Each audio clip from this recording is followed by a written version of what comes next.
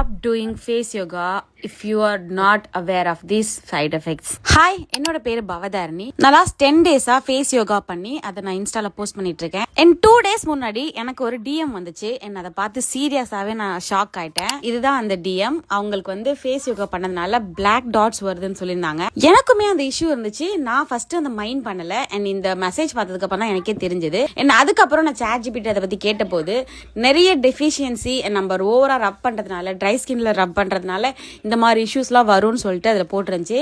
And then only I realised எதுக்கு எனக்கு 6-7 அந்த மாதிரி வந்துச்சு அப்படின்னு சொல்லிட்டு. என்னதான் இது ஸ்கின் மெயின்டைன் பண்றதுக்காக, ஸ்கின் க்ளோயிங்கா வச்சுக்கிறதுக்காகவும், ஆன்டி ஏஜிங்காக நம்ம பண்ணாலும் இதுலயுமே சைடு எஃபெக்ட் இருக்கு. ஸோ நீங்க ஃபேஸ் யோகா பண்ண ஸ்டார்ட் பண்றீங்கன்னா உங்களோட அயன் லெவல், விட்டமின் சி லெவல்லாம் கரெக்டா இருக்கா, நீங்க அக்ரெசிவா ரப் பண்றீங்களா, அப்புறம் ஃபேஸ்க்கு நல்ல ஒரு மாய்ஸ்சரைசர் போட்டு ரப் பண்றீங்களா, இதெல்லாம் வந்து ரொம்ப இம்பார்ட்டன்ட். அதெல்லாம் தெரிஞ்சுக்கிட்டு அதுக்கப்புறம் ஸ்டார்ட் பண்ணுங்க.